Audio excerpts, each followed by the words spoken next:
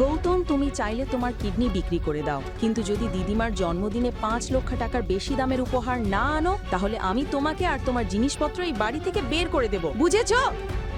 যোধপুরের কোটিপতি ব্যবসায়ী পরিবার আগারওয়াল অ্যান্ড সন্সের প্রধান গায়ত্রী দেবীর জন্মদিন উদযাপিত হতে চলেছে। শহরের সবচেয়ে ধনী ও সম্মানিত ব্যক্তিরা সেই পার্টিতে আসতে চলেছেন। কিন্তু গায়ত্রী দেবীর নাতনি অগ্নি বিরক্ত ছিল, কারণ তার দাদু তাকে এক গরিব ছেলের সঙ্গে গৌতমের সঙ্গে বিয়ে দিয়েছিলেন, যার কারণ কেউ জানত না। অগ্নি চেয়েছিল দিদিমাকে একটি দামি উপহার দিতে, যাতে সবার সামনে তাকে অপমানিত হতে না হয়। অবনি, আজ সন্ধ্যায় যে উপহার আমি আনব সেটা দেখে শুধু তুমি নয়, দিদিমাও অবাক হয়ে যাবে। তুমি দেখবে, গৌতম অবনিকে বলেছিল, কিন্তু তার কোনো পরিকল্পনা ছিল না। সে এক দোকানের সামনে পৌঁছল। সেটা একটি গয়নার দোকান ছিল। সে একটি আংটির দিকে তাকিয়ে কিছু একটা ভাবছিল। এই কি দেখছো? জানো তো প্রতিটি গয়নার দাম 5 লক্ষ টাকার ওপরে শুরু হয়। হ্যাঁ, জানি। দেখতে তো টাকা লাগে না। ও তাই নাকি? মারতেও টাকা লাগে না, বুঝেছো? এখন এখান থেকে চলে যাও। কিছু না জেনেই গার্ড গৌতমকে ধাক্কা দিল। যাও এখন।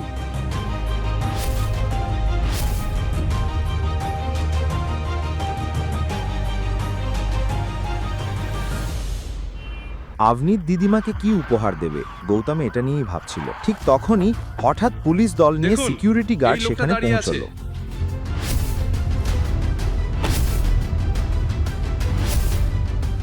এই চোরকে গ্রেপ্তার করো। কি হলো ইন্সপেক্টর স্যার? স্যার, এই লোকটাই দোকানের বাইরে দাঁড়িয়েছিল। আমি শুধু দোকানের বাইরে দাঁড়িয়েছিলাম, আমি কোনো চুরি করিনি। চলো থানায়, সব বের হয়ে যাবে। পুলিশের লাঠির সামনে তুমি সত্যিই বলবে এই অল্প সময়ের মধ্যে কার কাছে আংটি দিলে চুরি করার পর। ইন্সপেক্টর স্যার, আমি কিছুই করিনি, দয়া করে আমাকে শুনুন।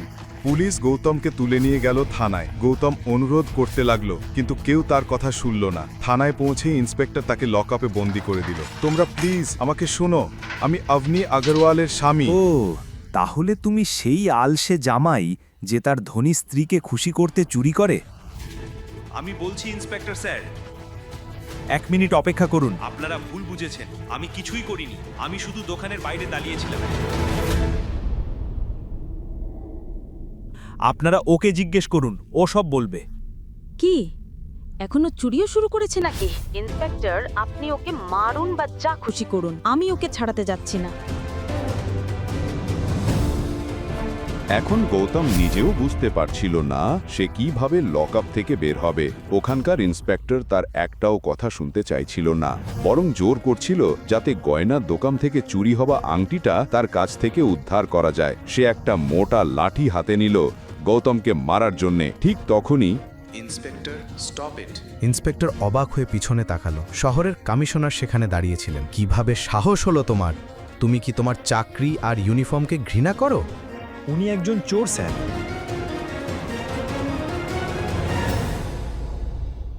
আমার এই ইন্সপেক্টরের কারণে আমি দুঃখিত। আপনি এখানে অনেক সমস্যার সম্মুখীন হয়েছেন। যা কিছু হয়েছে তার জন্য আমি ক্ষমা চাইছি স্যার। স্যার, উনি তো অকাজের জামাই। তার স্ত্রী আমাকে বলেছে ওকে মারতে। চোর? কিভাবে সাহস হলো তোমার এমন কথা বলার? চাইলে ও 10টা গয়নার দোকান কিনে নিতে পারে, সেই শোরুমগুলির থেকেও বড়, তারপর সেগুলো জ্বালিয়ে দিতে পারে। এটা দেখো। কমিশনার তার ফোনে পুলিশকে কিছু মেসেজ দেখালেন। ওটা দেখার সঙ্গে সঙ্গেই ইন্সপেক্টরের মুখ ফ্যাকাশে হয়ে গেল। সে গৌতমের পায়ের কাছে পড়ে ক্ষমা চাইতে লাগলো। মাফ করে দিন, দয়া করে মাফ করে দিন। স্যার, আমি আপনাকে বাইরে পর্যন্ত পৌঁছে দিই। শুধু সাবধান থাকবেন, আমার পরিচয় যেন কেউ না জানে, আমার স্ত্রীও না। জি, এই কথা বলেই গৌতম সেখান থেকে বেরিয়ে গেল। আসল সত্যিটা কি? কেন কমিশনার পর্যন্ত ওর সামনে মাথা নত করল? একটা রহস্য প্রকাশ পেতে চলেছে যা আপনাকে চমকে দেবে। একটি গাড়ি এসে থামল। একজন বয়স্ক লোক নামলেন এবং গৌতমের হাতে একটি বাক্স দিলেন। ওই বাক্সে কি ছিল? আর গৌতমের আসল পরিচয় কি? সন্ধে নামতেই প্রাসাদে উৎসবের পরিবেশ ছড়িয়ে পড়ল। আর কেনই বা হবে না? ওটা তো অবনির দিদিমা গায়ত্রী দেবীর জন্মদিন। শহরের সব রাজকীয় মানুষ সেই জন্মদিনের অনুষ্ঠানের অংশ হতে চেয়েছিল। দেশের নানা জায়গা থেকে লোকজন দামি দামি উপহার নিয়ে পার্টিতে এসেছিল। অল্প কিছু সময় পর গৌতমও এসে পৌঁছল অনুষ্ঠানের জায়গায়। অবনি একদমই আশা করেনি যে গৌতম পার্টিতে আসবে। কে তোমাকে থানার থেকে ছাড়িয়ে দিল? তোমাকে না ছাড়লেই ভালো হতো। আমি কিছু চুরি করিনি। আমি শুধু বাইরে থেকে গয়নার দোকান দেখছিলাম। ভীষণ কষ্ট করে আমি আমার নির্দোষ প্রমাণ দেখিয়ে সেখান থেকে বেরিয়েছি। আচ্ছা আচ্ছা, এটা কি উপহার? এরকম নোংরা প্যাকিং কেমন? গৌতম ছোট বাক্সে কি উপহার এনেছে? কে ছিল সেই বয়স্ক মানুষ যে থানার বাইরে গৌতমকে বাক্সটা দিয়েছিল? প্যাকেট দেখে বিচার করো না, ভেতরে কি আছে দেখো, তুমি নিজেও অবাক হয়ে যাবে। কার জন্মদিন বলো তো? দিদিমার? হ্যাঁ, তাহলে উনি সেটা খুলবেন। শোনো, যখন বাকিরা গিয়ে দিদিমাকে তাদের উপহার দেবে, তখন তুমি চুপচাপ গিয়ে তোমার বাক্সটা সেখানে রেখে দিও, বুঝেছো? আমি জানি না দাদু আমার ওপর কি প্রতিশোধ নিতে চেয়েছিলেন। তোমার মতো গরিব লোককে মেয়ের সঙ্গে বিয়ে দিয়েছেন, না আছে টাকা, না আছে আদব কায়দা। গৌতম কিছু ভাবার আগেই কেউ একজন পার্টি হলে দিদিমার দিকে এগোতে লাগলো উপহার বাক্স নিয়ে। সেই সুন্দরী মেয়ের মুখে ছিল এক মিষ্টি হাসি। তাকে দেখে অবনীর মুখ ফ্যাকাশে হয়ে গেল। উপহারের বাক্স থেকে বেরোলো এক অত্যন্ত সুন্দর ও ঝলমলে নেকলেস। যে মেয়েটি উপহার দিয়েছিল সে আর কেউ নয়, অবনীর কাজিন শানায়া। আমি আমার ৭৫ বছরের জীবনে এমন ঝলমলে হিরে কখনো দেখিনি। তুমি এই বাড়ির অন্য মেয়েদের মতো নও, তুমি বুদ্ধিমতী এবং চতুর।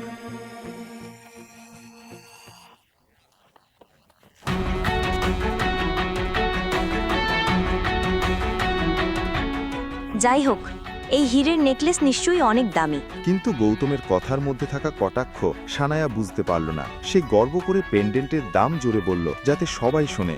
হ্যাঁ, ১.৫ কোটি টাকা। ১.৫ কোটি টাকা? মানে যে লোকটা সানায়াকে এই হীরেটা বিক্রি করেছে সে তার থেকেও বেশি বুদ্ধিমান। ৫ লাখ টাকার হীরে ১.৫ কোটিতে বিক্রি করলো। বাহ। যাই হোক, যাদের পকেটে ৫০০ টাকা থাকে তারাই আবার কবে থেকে কোটি টাকার জ্ঞান দিতে শুরু করেছে? গায়ত্রীজি রেগে গিয়ে বললেন, তুমি কি এই পার্টি নষ্ট করতে এসেছো?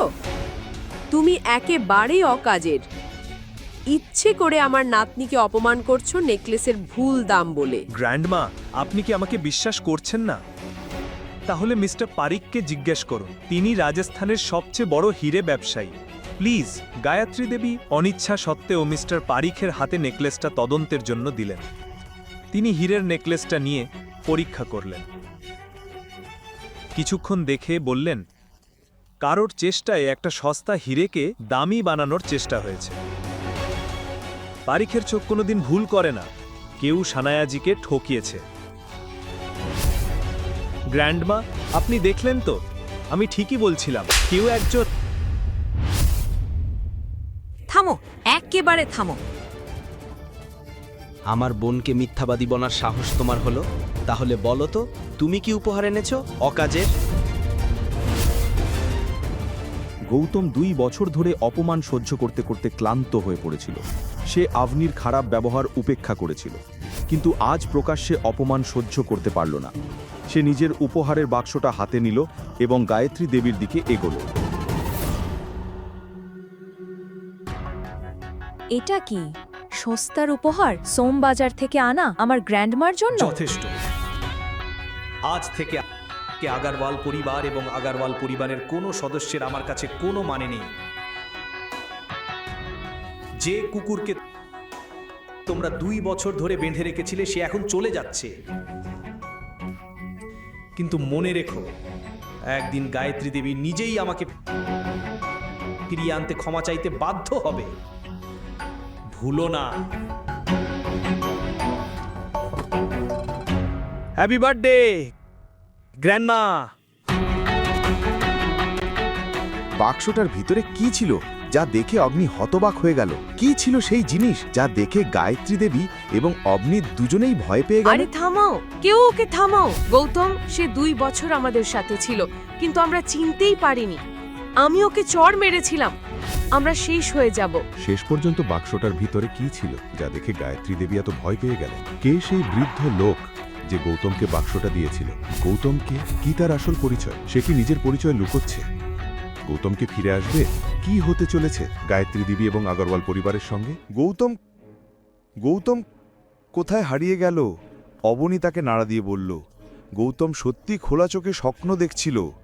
সে ভাবছিল এখনই দামি সেই হাটটি দাদিকে দিয়ে তার নিজের পরিচয় জানিয়ে দেবে। কিন্তু হয়তো এখনই সত্য প্রকাশ করা ঠিক হবে না। গৌতম প্রস্তুত ছিল না। সে ধীরে ধীরে উপহারটি লুকিয়ে ফেলতে চাইছিল, কিন্তু সেই সময় নীল দেখে ফেলল এবং উপহারের বাক্সটি ছিনিয়ে নিল। ও, এ তো একেবারে দামি হার। এই গরিব লোকটা এটা কোথা থেকে পেল? নিশ্চয়ই চুরি করেছে। নীলের কথা শুনে বাড়ির সবাই জড়ো হলো। সবাই এর তীক্ষ্ণ দৃষ্টিতে অবনী ভয়ে কেঁপে উঠল। সে লজ্জায় কারো দিকে তাকাতে পারছিল না। দেখো, আমাদের জামাইবাবু এটা নিয়ে পালাচ্ছিল। ভালোই হয়েছে আমি দেখে ফেলেছি, না হলে কে জানে আর কত কি নিয়ে যেত, আর কত জিনিস চুরি করার ইচ্ছে ছিল তার। এটা শুনেই সানায়া নীলের হাত থেকে হারটি নিল এবং মনোযোগ দিয়ে দেখতে শুরু করল। রাগে ফেটে পড়ল সে। আমি বলেছিলাম দাদি, এটাই সেই 13 লক্ষের টাকার হার যা আমি জুয়েলারি স্টোরে পছন্দ করেছিলাম। দেখো, এই বাড়ির জামাই সরাসরি 13 লক্ষের দিকে নজর দিয়েছে। গায়ত্রী দেবী মুখ থেকে চশমা খুলে গৌতমের দিকে তাকালেন। সানায়া তার কাছে গিয়ে কাঁদতে শুরু করল। নিশ্চয়ই রাঠোর পরিবার জানতো আমি এই হারটা ভালোবাসি, তাই তারা বিশেষভাবে এটা আমার জন্য প্যাক করে পাঠিয়েছে। কিন্তু এই গৌতমের নজর সব সময় আমাদের জিনিসের ওপর। দাদি, আপনি পুলিশ ডাকুন। আজই ওকে পুলিশের হাতে তুলে দিন। আজ ছেড়ে দিলে কালকে আরও বাড়াবাড়ি করবে। সানায়ার কথা শুনে গায়ত্রী দেবী রাগে ফেটে পড়লেন। তিনি গিয়ে গৌতম আর অবনীর সামনে দাঁড়ালেন। শেষমেশ তুমি কি চাইছো? আমাদের সুখকে তুমি সহ্য করতে পারো না? এই কণ্ঠ শুনে অবনীর হৃদয় কেঁপে উঠল। অনিল আর গীতার চোখে স্পষ্ট অস্থিরতা দেখা দিল। গায়ত্রী দেবী এগিয়ে আসার আগেই অবনী নিচু গলায় জিজ্ঞেস করল, গৌতম, সত্যি বলো, এই হারটা কোথা থেকে এলো? গৌতম বলল, আমি কিছু বললে তুমি কি বিশ্বাস করবে? অবনী কিছু না বলে শুধু গৌতমের চোখের দিকে তাকিয়ে রইল। এটা আমাকে অন্য কেউ দিয়েছে, বিশেষভাবে তোমাকে দেবার জন্য। নীল হেসে বলল, বাহ, একজন অকাজের মানুষকে এমন দামি জিনিস কেউ দেবে কেন? এখানে আর কেউ নেই নাকি? অন্তত এমন মিথ্যে কথা বলো যেটা হজম করা যায়। গৌতম শান্তভাবে বলল, আমি মিথ্যে বলছি না। এই হার অবনীর জন্যই এসেছে। রাঠোর পরিবারের সব উপহার অবনীর জন্যই এসেছে। অবনী না থাকলে এই উপহারগুলোও আসতো না। গৌতমের কথা শুনে সবাই একে অপরের দিকে তাকালো। মনে হলো রঘুবীর আর সিদ্ধার্থের পায়ে তলা থেকে মাটি সরে গেল। কিন্তু অবনীও এখনো গৌতমকে বিশ্বাস করতে পারছিল না। গৌতমও সেটা বুঝতে পারল। সুযোগ বুঝে সে মুন্সিজিকে বার্তা পাঠালো ফিরে আসার জন্য।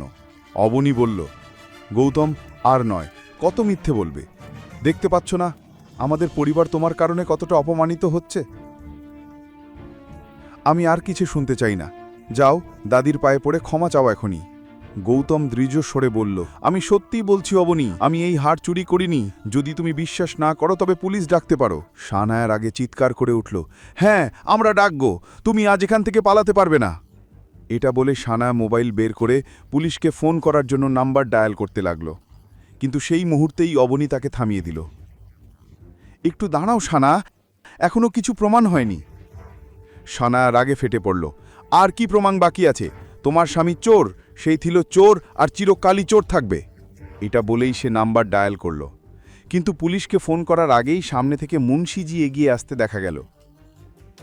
মুন্সিজিকে পার্টিতে ফিরে আসতে দেখে গায়ত্রী দেবী হতবাক হয়ে গেলেন। আজ আসলে কি হচ্ছে? তিনি কিছু জিজ্ঞাসা করার আগেই মুন্সিজি দেহরক্ষীদের ইশারা করলেন।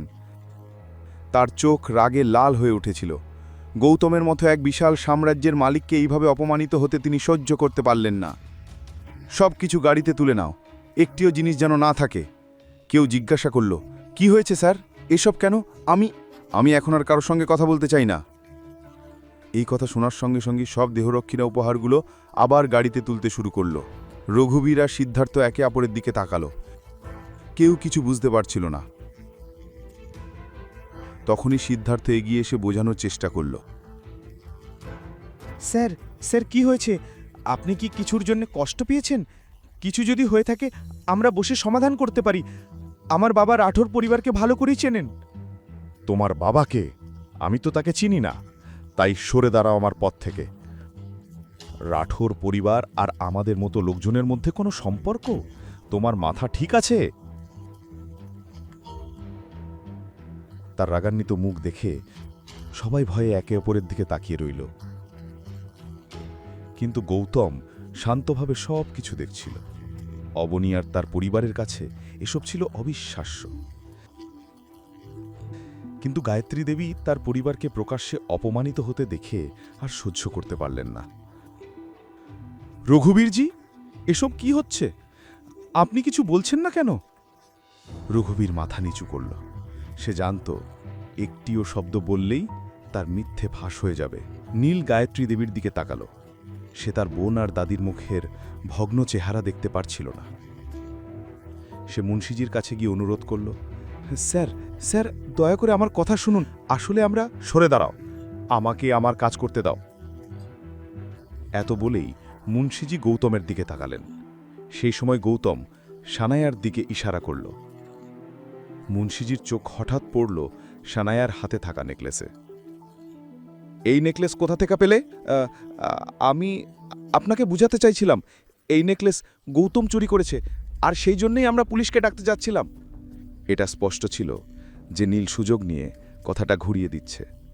কিন্তু এই কথা শুনে মুন্সিজির রাগ চরমে উঠল। কে বলেছে যে ওরা এই নেকলেস চুরি করেছে? স্যার, নীল সত্যিই বলছে এই নেকলেস। আমার মালিক যদি আমাকে এখানে আসতে না বলতেন তবে আমি কখনো তোমাদের দোরগোড়ায় পা রাখতাম না। এই বলে মুন্সিজি গায়ত্রী দেবীর চোখের দিকে তাকালেন। হঠাৎ তার দৃষ্টি গিয়ে পড়ল অবনীর কাছে। অবনীকে দেখে তিনি সানায়ার হাত থেকে নেকলেস নিয়ে সরাসরি অবনীর হাতে দিলেন। মিস অবনী, আমাকে ক্ষমা করবেন, অকারণে আপনাজি কষ্ট ভোগ করতে হলো। আসলে এই নেকলেস বিশেষভাবে ছোট হুকুম আপনাকে পাঠিয়েছেন। এই কথা সবাইকে ভাবিয়ে তুলল। এখন সবাই বিশ্বাস করতে লাগলো একটু আগে গৌতম যা বলছিল তা সত্যি ছিল। কিন্তু অবনী এখনও নিজের কানে বিশ্বাস করতে পারছিল না। আমার জন্যে পাঠানো হয়েছিল? কিন্তু কেন? এবার মুন্সিজি গৌতমের দিকে তাকিয়ে বললেন, কারণ আমাদের ছোট হুকুম আপনাকে পছন্দ করেন, আর সেই জন্যই এই ছোট্ট উপহার আপনাকে পাঠিয়েছেন। এই সব উপহারও তার পক্ষ থেকে এসেছে। গায়ত্রী দেবী স্তব্ধ হয়ে গেলেন। গীতা আর অনিলও বিশ্বাস করতে পারছিল না। কিন্তু সবচেয়ে অবাক হলো অবনী, কারণ সে কখনোই সেই মানুষটিকে দেখেনি যিনি তার জন্য উপহার পাঠিয়েছেন। আমি কিছুই বুঝতে পারছি না, আপনার ছোট হুকুম আসলে কে? এই প্রশ্ন শুনে মুন্সিজি আর গৌতম একে অপরের দিকে তাকালো, কিন্তু সঙ্গে সঙ্গে গৌতম ইশারা করল যেন কোনো কিছু প্রকাশ না করা হয়। আপনি সঠিক সময়ে সব জানতে পারবেন, আমি এখন কিছু বলতে পারবো না। আমার এখন চলে যাওয়া উচিত। এই বলে মুন্সিজি দ্রুত বেরিয়ে গেলেন। অবনী কিছুক্ষণ নির্বাক দাঁড়িয়ে রইল। আজ সে এমন এক সত্যের সামনে দাঁড়িয়েছিল যা সহজে মেনে নেওয়া সম্ভব নয়, কিন্তু 1 বছরের মধ্যেই তাকে একই সত্যের মুখোমুখি হতে হবে। এই ভেবে অবনী ছুটে গেটে গেল মুন্সিজিকে থামাতে।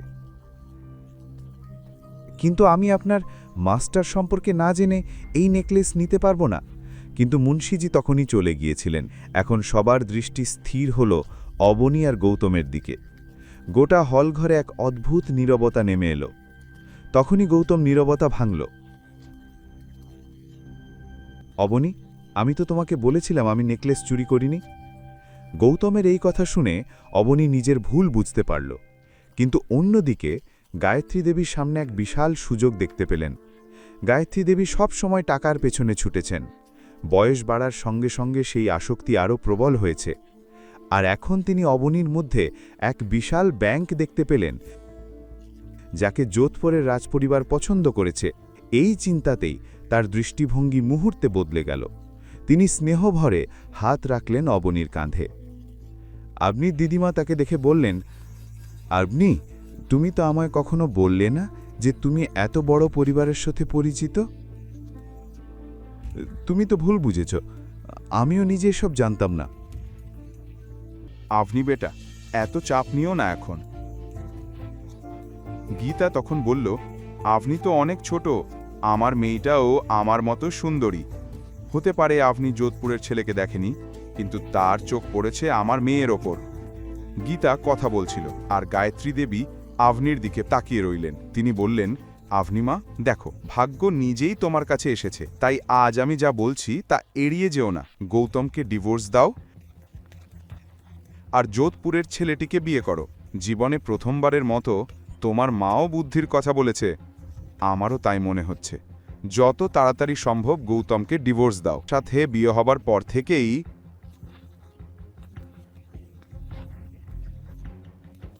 একথা বলতে বলতেই গায়ত্রী দেবী গৌতমের দিকে এগিয়ে এসে তার চোখের দিকে তাকালেন। আভনি গৌতমের বিরুদ্ধে কিছু শুনতে পারল না। মুহূর্তেই সে গৌতমের সামনে গিয়ে দাঁড়ালো এবং বলল, এইবার ভুলটা গৌতমের ছিল না, তাও তোমরা ওর বিরুদ্ধে কত খারাপ কথা বললে। আমি গৌতমকে ডিভোর্স দেব না। আভনির চোখে নিজের জন্য এত রাগ দেখে গায়ত্রী দেবীর মুখ লাল হয়ে উঠল। পরিবারে আগে কেউ কখনো তার সাথে এমনভাবে কথা বলেনি। তিনি চিৎকার করে বললেন, কেমন করে সাহস হলে আমাকে এই রকম উত্তর দিতে? আমি ভেবেছিলাম তোমার একটু বুদ্ধি আছে, কিন্তু তোমার মগজ তোমার বাবার মতোই ফাঁকা। যদি তোমার স্বামীর জন্য এত টান থাকে তবে প্রেমিক রাখলে কেন? বাইরে সম্পর্ক করার আগে অন্তত নিজের নামটা ভেবে দেখতে, অন্তত আমাদের সম্মানটা রক্ষা হতো। একটার পর একটা তিক্ত কথা বলতে লাগলেন গায়ত্রী দেবী। আভনির চোখ ভিজে উঠল, কান্না চেপে রাখতে পারল না। গৌতমের পক্ষে এই অবস্থা দেখা অসহ্য লাগছিল। অনিল আর গীতাও এই কথাগুলো শুনে অবাক হয়ে গেল। ঠিক তখনই অনিল সামনে এসে আভনির কাঁধে হাত রেখে বলল, মা, যথেষ্ট হয়েছে, আমি আর শুনতে চাই না। যদি আমরা তোমার কাছে এতই সমস্যা হয়ে থাকি তবে এখানে থাকার কোনো দরকার নেই। এ কথা বলেই অনিল আর গীতা আভনিকে নিয়ে সেখান থেকে বেরিয়ে গেল। গৌতমও কিছু না বলে চলে গেল। এটা দেখে গায়ত্রী দেবীর চোখ রাগে অঙ্গারের মতো জ্বলতে লাগল। তিনি চিৎকার করে বললেন, এখান থেকে বেরিয়ে যাও, আর কোনোদিন এই বাড়িতে ফিরে আসার কথা ভাববে না। আভনি আর গৌতম বেরিয়ে যেতেই পুরো হলে নীরবতা নেমে এলো। গায়ত্রী দেবীর চোখে তখনও আগুন জ্বলছিল। কিন্তু এই নাটকের কারণে সানায়া আর বাগদান পুরোপুরি নষ্ট হয়ে গেল। অতিথিরা অসন্তুষ্ট হয়ে গেল। রঘুবীর আর সিদ্ধার্থ পণ্ডিতের মুখেও স্পষ্ট অসন্তোষ ধরা পড়ল। এটা দেখে সানায়া ভেতর ভেতর ভেঙে পড়ল। সে নিজের মনে আভনি আর গৌতমকে অভিশাপ দিতে লাগল। তার মুখের দুঃখী চেহারা দেখে নীল এগিয়ে এসে তাকে জড়ে ধরল। সানায়া, এখন তোমার কাঁদার দরকার নেই, এবার কাঁদবে গৌতম আর তার স্ত্রী। কথা বলে নীল ফটকের দিকে তাকিয়ে রইল। ওদিকে আভনি বেরিয়ে আসার সময় নিজের চোখের জল মুছল। কয়েক মুহূর্ত পর সবাই গাড়িতে উঠল আর বাড়ির দিকে রওনা হল। আভনি নিজের বলা কথাগুলো মনে করে গৌতমের দিকে তাকাল। গৌতম তখন গাড়ি চালাচ্ছিল। আভনি ধীরে বলল, গৌতম, নীলের সাথে ঝামেলায় যেও না।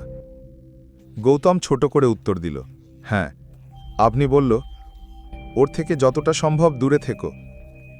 ও গুন্ডাদের সাথে মিশে থাকে, ঝামেলায় গেলে সে নিশ্চয়ই প্রতিশোধ নেবে। আমি তো ছোটবেলা থেকেই নীলকে কখনোই পছন্দ করিনি। গৌতম বলল, ঠিক আছে, মাথায় রাখব, তবে আমার মনে হয় না সে কিছু করবে। গাড়ির পেছনের সিটে চুপচাপ বসেছিল গীতা আর অনিল। গীতার চোখে তখনও রাগ ঝলকাচ্ছিল, তবে হয়তো সে অপেক্ষা করছিল বাড়ি পৌঁছনোর। অন্যদিকে আভনি এখনও মেনে নিতে পারছিল না যে গৌতমের কাছে এত দামি নেকলেস ছিল। সে প্রশ্ন করল, একটা কথা বলো, তুমি রাঠোর পরিবারকে চেনো কি করে? এত লোকের মধ্যে কেন তোমাকেই তারা এই নেকলেস দিল? একথা শুনে গৌতম ভেবেছিল আজই সব সত্যি বলে দেবে, কিন্তু পরের মুহূর্তেই তার মনে পড়ল দীপশিখার কথা, যার সাথে 1 বছর পর তার বিয়ে হওয়ার কথা ছিল। এই চিন্তাতেই সে থেমে গেল। সে বলল, না আভনি, আমি রাঠোর পরিবারকে একেবারেই চিনি না। কাল যখন তোমরা সবাই চলে গেলে তখন আমি ওই বৃদ্ধ লোকটার সাথে জুয়েলারি শপে দেখা করি। উনি আমায় নেকলেসটা দিলেন। আমি কিছু জিজ্ঞেস করার আগেই উনি চলে গেলেন। শুধু এটুকুই বললেন, নেকলেসটা তোমাকে দিতে। গীতা অবাক হয়ে বলল, এটাই সত্যি? গৌতম উত্তর দিল, তোমাদের সামনেই বললাম, ওই লোক নিজেই এটা বলেছিল। একথা শুনে গীতা ভ্রু কুঁচকাল আর নিচু স্বরে বিড়বিড় করতে লাগল, ভালো হয়েছে নেকলেস দিয়েছে, বোমাও দিতে পারত, তাহলে এই লোক তো সেটাও ঘরে নিয়ে আসত। যাই হোক, ওর বুদ্ধি আছে, কিন্তু এ লোকটার একটুও নেই। হায় ভগবান, যখন মগজ বিলানো হচ্ছিল তখন এ লোকটা কোথায় ছিল? আপনি তার মায়ের কথা উপেক্ষা করল এবং গৌতমকে বুঝিয়ে বলতে শুরু করল। গৌতমও মনোযোগ দিতে লাগল। এভাবে তোমার কারো কাছ থেকে কিছু নেওয়ার দরকার নেই। তুমি জানো না মানুষ কিভাবে তোমার সুযোগ নেয়? পরের বার যতক্ষণ না তুমি সেই মানুষকে চিনতে পারছো ততক্ষণ পর্যন্ত তার কাছ থেকে কিছু নিও না। গৌতম মাথা নাড়ল। হ্যাঁ, আমি আর কখনো এমন ভুল করব না। গৌতমের সঙ্গে কথা শেষ করে আভনি গাড়ি থেকে নেমে এলো। সে বুঝতে পারল যে মুন্সিজি তার অনুভূতি প্রকাশ করার জন্য গৌতমের চেয়ে ভালো উপায় খুঁজে পাননি। কিন্তু আভনি জানত না যে মুন্সিজি এই কথাগুলো বলেছিলেন গৌতমের পরামর্শেই, আর পুরো নাটকটা সাজানো হয়েছিল। অন্যদিকে গাড়ি চালাতে চালাতে গৌতম বারবার আভনির দিকে তাকাচ্ছিল। আভনিকে মিথ্যে বলার চিন্তাটা সে ভুলে গিয়েছিল। ভেতর থেকে তার কষ্ট হচ্ছিল। আভনি, আমি দুঃখিত, আমি তোমাকে মিথ্যে বলেছি, কিন্তু আমি কি করতে পারতাম? এর বাইরে আমার আর কোনো উপায় ছিল না। যদি তোমাকে সত্যি বলি তাহলে মুন্সিজির সঙ্গে করা প্রতিশ্রুতি ভাঙতে হবে। তাই আগামী 1 বছর আমি তোমাকে সত্যি বলতে পারবো না। অগ্রওয়াল হাউস থেকে ফেরার পর সবার মুখে বিষণ্ণতা ছড়িয়ে পড়েছিল। এক এক করে সবাই ঘরের ভেতরে ঢুকে গেল। রাত হয়ে গিয়েছিল। ঘরে ঢুকতেই গীতা গৌতমের উপর খিটখিটে শাশুড়ির মতো তীক্ষ্ণ কথার ঝড় তুলল। গৌতম মাথা নিচু করে চুপচাপ সব শুনছিল। এই বেয়াদবের মুখটা তো দেখো, এত কিছু বলার পরেও বেশরমের মতো দাঁড়িয়ে আছে, মুখে যেন দই জমে গেছে। অবনীর পূজনীয় দাদাজি যদি আমার মেয়ের বিয়ে এই মহান ব্যক্তির সঙ্গে না দিতেন তাহলে আজ আমার মেয়েও কোনো বড় ঘরের বউ হতো।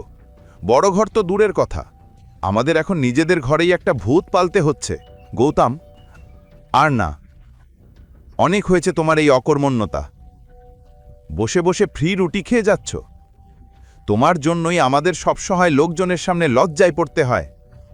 এখন যেতেই হবে এবং কোথাও একটা চাকরি খুঁজে বের করো। আমাদের আর এত টাকা নেই যে তোমাকেও খাওয়াবো। আজ যদি এর কোনো চাকরি থাকতো তাহলে সিদ্ধার্থকে এত কিছু বলার সুযোগ মিলত না।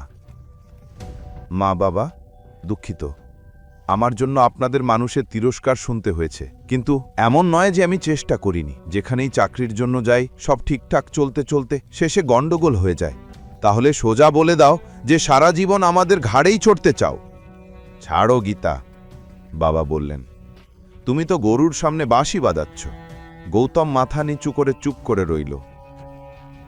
অবনী কিছু না বলেই তার দিকে তাকিয়ে রইল। আমি চেষ্টা করব যত দ্রুত সম্ভব কোনো না কোনো চাকরি পেতে। চাকরি খুঁজে লাভ নেই। তুমি যদি কোনো ছোটখাটো কাজও করো তবুও মানুষ তিরস্কার করবে। ওদের নতুন আলোচনার বিষয় হয়ে যাবে তুমি। তাই বাড়িতেই থাকো, ঘরের কাজ করো। অবনীর কথার পর গৌতম কিছু বলতে পারল না। গীতা মাথা ধরে বসে পড়ল এবং রাগ ভরা চোখে গৌতমের দিকে তাকালো। এখন যাও, এখানে দাঁড়িয়ে কি করছো? যাও গিয়ে রান্না করো। গীতার জোরালো কথা শুনে গৌতম কিচেনের দিকে চলে গেল। আর যদি ডালে একটুও বেশি নুন হয় তাহলে পুরো ডাল তুমি একাই খাবে। গীতা মাথা টিপতে টিপতে বলল এই কথা। নিজের মাকে এভাবে দেখে অবনী তার পাশে গিয়ে বসল। অবনী, মা, তুমি যেন জেদ ধরে বসে আছো এই লোকটার সঙ্গে থাকার। তোমার সামনে এত বড় একটা সম্পর্কের প্রস্তাব আছে আর তুমি তা ফিরিয়ে দিচ্ছ। ভগবান তো খুব কম মানুষের ওপর এত দয়া করেন। তাদের আশীর্বাদ ফিরিয়ে দিও না। এই লোকটাকে তালাক দাও। মা, আপনি যতবারই বলেন আমার উত্তর বদলাবে না।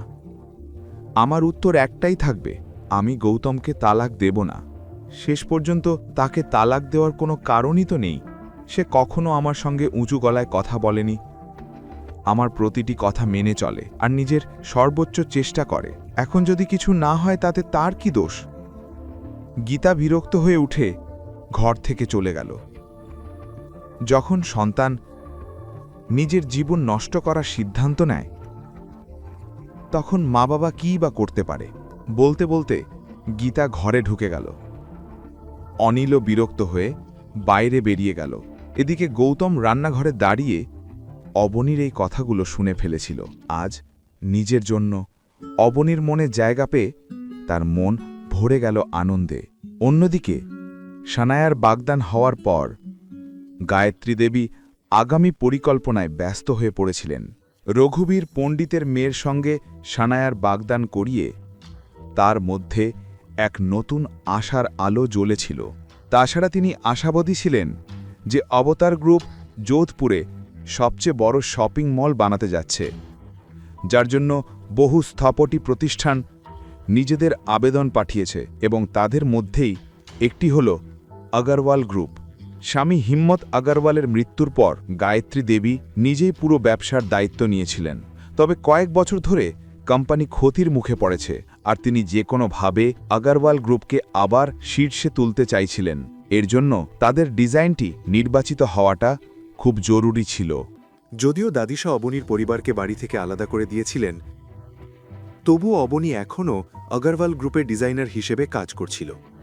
তার আশা ছিল একদিন তার কাজ দেখে হয়তো দাদিশা খুশি হবেন এবং আবার তাকে নিজের মতো করে গ্রহণ করবেন। অবনী যখন আবাতার গ্রুপের প্রজেক্টের কথা জানতে পারে, তখনই সে নিজের সব কাজ ফেলে দিন-রাত ডিজাইন তৈরিতে লেগে যায়। তার নিজের উপর পূর্ণ আত্মবিশ্বাস ছিল। আজও সবাই জানে মুম্বাইয়ের শীর্ষ কলেজ থেকে অবনী আর্কিটেকচারের পড়াশোনায় টপ করেছিল। তার স্বপ্ন ছিল একদিন দাদিশা তাকে আগরওয়াল গ্রুপের ডিজাইন ডিরেক্টর বানাবেন। যদি আবাটার গ্রুপ প্রজেক্টে অবনীর ডিজাইন নির্বাচিত হয়, তাহলে আগরওয়াল গ্রুপের ডিজাইন ডিরেক্টর হওয়া থেকে তাকে কেউ আটকাতে পারবে না।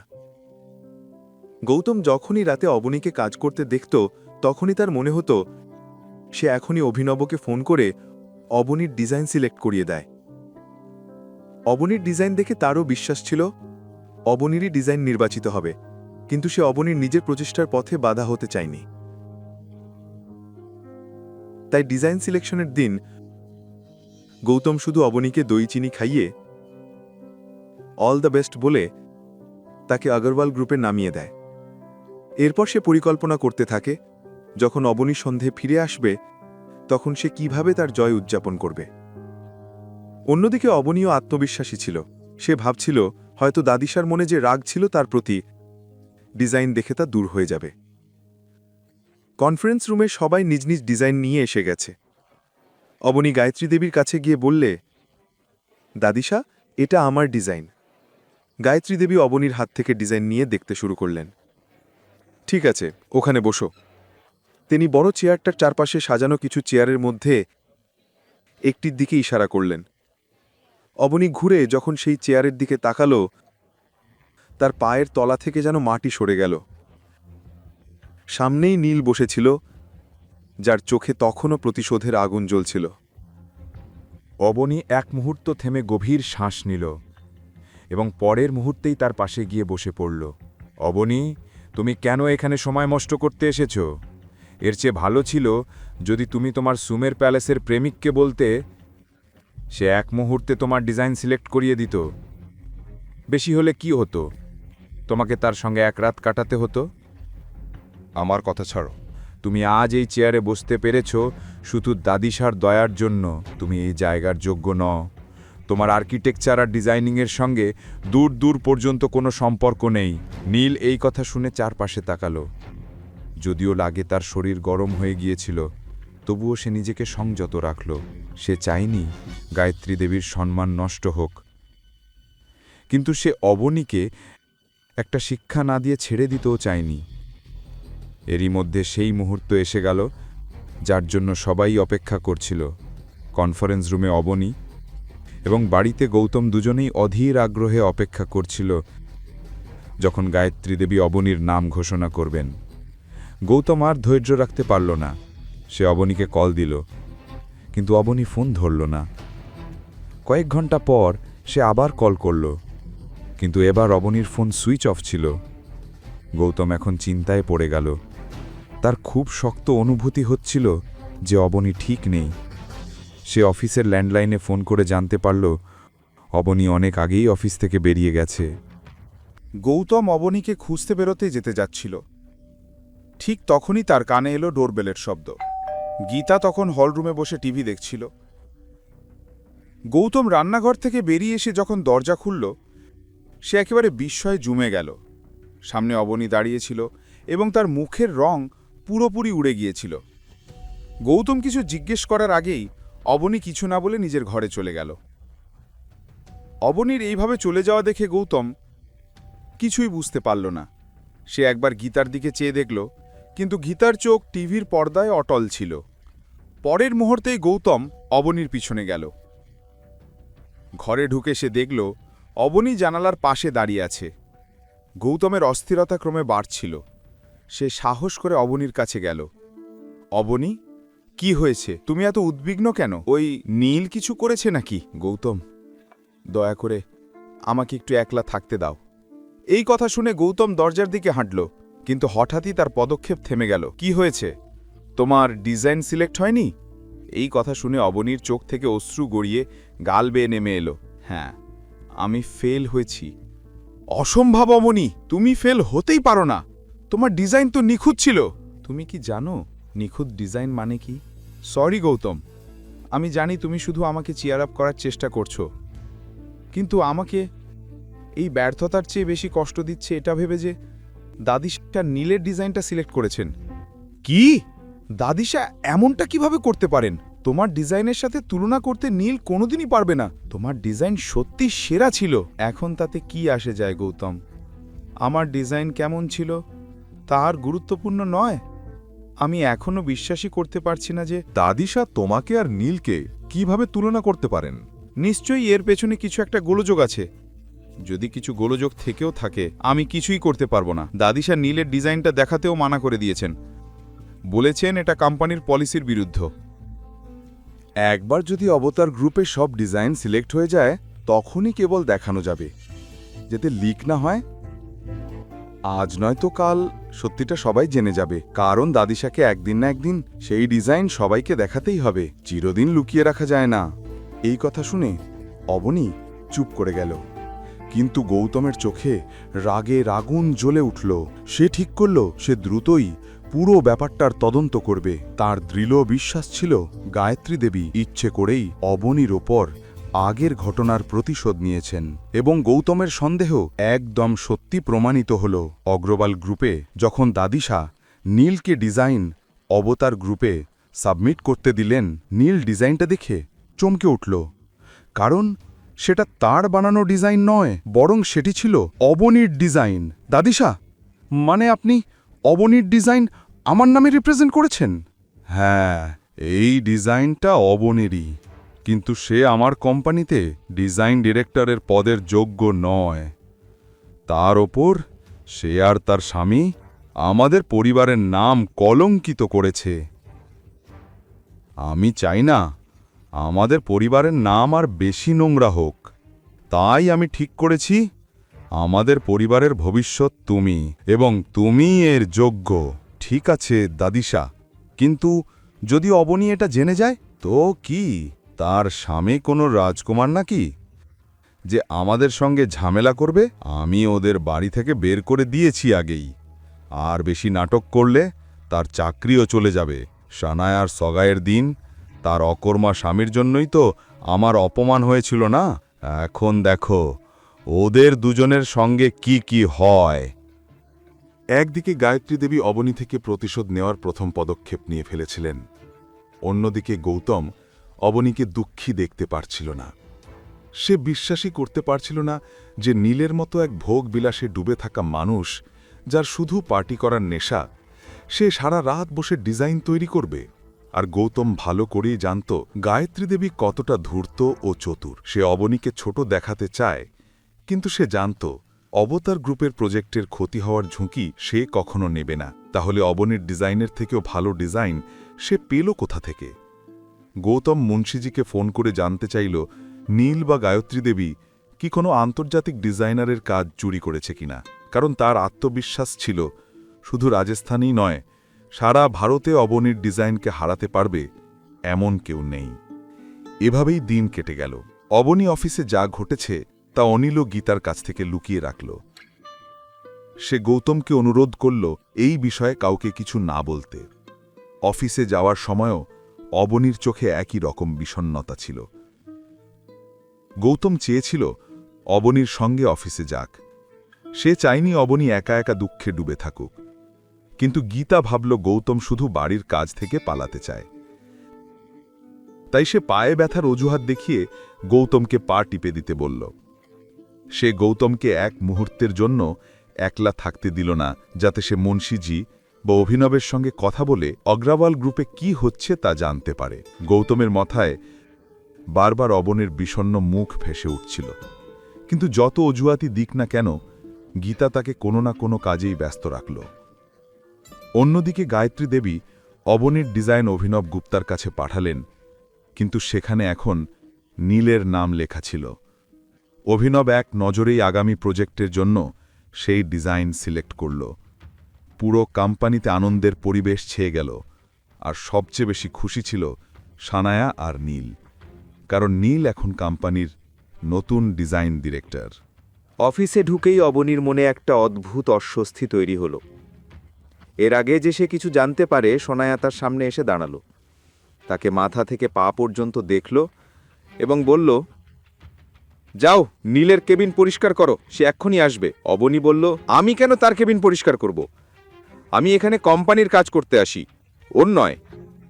সোনায়া হেসে বলল, এখন তুমি আমার ভাই, নতুন ডিজাইন ডিরেক্টরের অধীনে কাজ করবে। সে তোমার দায়িত্ব বদলে দিয়েছে, এখন তোমার কোনো কেবিন নেই। যাও গিয়ে অফিস পরিষ্কার করো। অসম্ভব, নীল এটা করতে পারে না। সোনায়া সঙ্গে সঙ্গে চেঁচিয়ে বলল, চুপ, এখন নীল তোমার বস, তাকে নীল স্যার বলা শেখো। তার মতে তোমার এখনো অনেক কিছু শেখার বাকি আছে। এই কথা শুনে অবনীর চোখ রাগে লাল হয়ে গেল। সে বলল, কোথায় নীল? আমি ওর সঙ্গে সরাসরি কথা বলতে চাই। সোনায়া আবার হেসে বলল, নীলও এখন অবতার গ্রুপের চেয়ারম্যানের আসার অপেক্ষায় আছে। চূড়ান্ত চুক্তি সই হওয়ার সময় এসেছে, তুমি এখান থেকে চলে যাও। এর আগেই অবনীর আগে ফুসফুসে কনফারেন্স রুমে ঢুকে পড়ল। ভেতরে তখন মাত্র 2-3 জন কর্মী টেবিল পরিষ্কার করছিল। নীল প্রজেক্টর সামনে বসে অভিনব গুপ্তার অপেক্ষা করছিল। অবনী তাকে সামনে দেখেই রাগে কাঁপতে লাগল। নীল, তুমি আমার দায়িত্ব বদলে দিয়েছ, আমার কেবিন থেকে জিনিসপত্র ফেলে দিয়েছ। নীল ঠান্ডা গলায় বলল, হ্যাঁ, এখন আমি তোমার বস, আমি যা চাইব তাই হবে। আমি আমার কেবিন ছেড়ে কোথাও যাচ্ছি না। আমি তোমার আগে থেকেই এই কোম্পানিতে কাজ করছি, আমি তোমার আন্ডারে কখনো কাজ করব না। কথা বলতে বলতে হঠাৎ অবনীর চোখ পড়ল টেবিলের কোণে রাখা একটা ডিজাইনের দিকে। ওই ডিজাইনটা দেখেই অবনীর পা যেন স্থির হয়ে গেল, কিন্তু তার আগেই যখন সে টেবিলের দিকে আগতে যাচ্ছিল, নীল তার সামনে এসে দাঁড়িয়ে পড়ল। এখান থেকে বেরিয়ে যাও, সামনে থেকে সরে দাঁড়াও। এই কথা বলেই অবনীর রাগে নীলকে ধাক্কা দিয়ে দিল। নীল সঙ্গে সঙ্গেই টেবিলের অপর পাশে গিয়ে পড়ল। তার সামনে থেকে সরে যেতেই অবনীর টেবিলের ওপর রাখা ডিজাইনটা দেখতে পেল, আর সেটা দেখে তার পায়ের তলা থেকে মাটি সরে গেল। অবনীর সামনে তার নিজের বানানো ডিজাইনটাই ছিল, যার উপর অবতার কোম্পানির সিল মারা ছিল, কিন্তু তার নিজের সইয়ের জায়গায় নীলের নাম লেখা ছিল। এটা দেখে অবনী চোখের জল আটকাতে পারল না। অবনীর সঙ্গে সঙ্গেই ডিজাইনটা হাতে নিয়ে ওখান থেকে বেরোতে যাচ্ছিল, কিন্তু ঠিক সেই সময় নীল উঠে দরজাটা বন্ধ করে দিল। সামনে থেকে সরে যাও, আমি ভাবতেও পারিনি তুমি এত নিচে নামবে। তুমি আমার ডিজাইন কপি করেছ? তোমার সাহস কি করে হলো? আমি এখনই দাদিশার কাছে যাচ্ছি, কোনো লাভ নেই। নীল বলল ঠান্ডা গলায়, দাদিশা সব জানেন, তাই আমি তোমাকে ফোন করেছি। কিছু করার আগে ভালো করে ভেবে নিও, কারণ এর পরিণাম খুব খারাপ হবে। নীলের এই হুমকি শুনে অবনীর গলা শুকিয়ে গেল। অন্যদিকে কনফারেন্স রুম থেকে আসা শব্দ শুনে অফিসের সব স্টাফ একজন আরেকজনের সঙ্গে ফিসফিস করে কথা বলতে লাগল। সেক্রেটারি তখনই গায়ত্রী দেবীকে খবর দিল। খবর পেয়েই গায়ত্রী দেবী কনফারেন্স রুমে চলে এলেন। তিনি বুঝে গিয়েছিলেন অবনী নিশ্চয়ই সব জানতে পেরেছে। তিনি যখন রুমের বাইরে পৌঁছালেন, অবনী আর নীল তার সামনে দাঁড়িয়েছিল। অফিসের বাকি কর্মীরাও চক্র তৈরি করে গায়ত্রী দেবীকে দেখতে লাগল। সবাই কাজে ফিরে যাও, তিনি কঠোর গলায় বললেন। অবতার কোম্পানির চেয়ারম্যান এখনই আসছেন, তার আগে যেন সবকিছু স্বাভাবিক লাগে। গায়ত্রী দেবীর নির্দেশ শুনে সবাই নিজেদের কাজে লেগে গেল। তিনি নীল আর অবনীর কাছে এসে বললেন, এখানে কি নাটক চলছে নীল? অবনী বলল, আমার ডিজাইন চুরি করেছে। স্টার গ্রুপের চেয়ারম্যান আমার ডিজাইনটাই সিলেক্ট করেছেন, তাহলে নীল কিভাবে আমার ডিজাইন নিজের বলে দাবি করে? আমার জায়গায় সে কিভাবে ডিজাইন ডিরেক্টর হলো?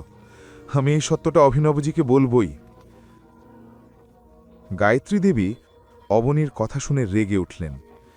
তিনি অবনীর হাত জোরে চেপে ধরে অফিসের বাইরে টেনে নিয়ে গেলেন। নীল আর সানায়া অবনীর এই অবস্থা দেখে মজা পেতে লাগল।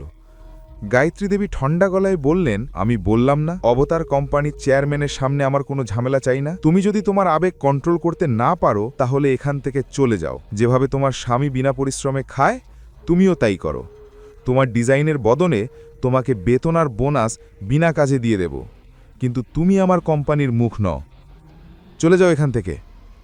এই কথা বলেই গায়ত্রী দেবী জোরে অবনীকে ধাক্কা দিলেন। অবনী ভারসাম্য হারিয়ে মাটিতে পড়ে যাচ্ছিল। অফিসের সবাই এই দৃশ্যটা দেখছিল। নীল আর সানায়া এমন হাসছিল যেন লটারিতে জিতেছে। কিন্তু অবনী মাটিতে পড়ার আগেই গৌতম তাকে ধরে ফেলে এবং রাগে গায়ত্রী দেবীর দিকে তীক্ষ্ণ দৃষ্টিতে তাকায়। গৌতম অবনীর চোখে জল আর লজ্জা দেখে আগুনের মতো ক্রুদ্ধ হয়ে ওঠে। তার ইচ্ছে হলে এখনই সে আগরওয়াল গ্রুপের পুরো বিল্ডিং মাটির সঙ্গে মিশিয়ে দিত, কিন্তু গায়ত্রী দেবীর অহংকারের সঙ্গে কিছু করার আগেই অবনী গৌতমকে থামিয়ে বলে, আমাকে এখনই বাড়ি নিয়ে চলো, মাথাটা ব্যথা করছে।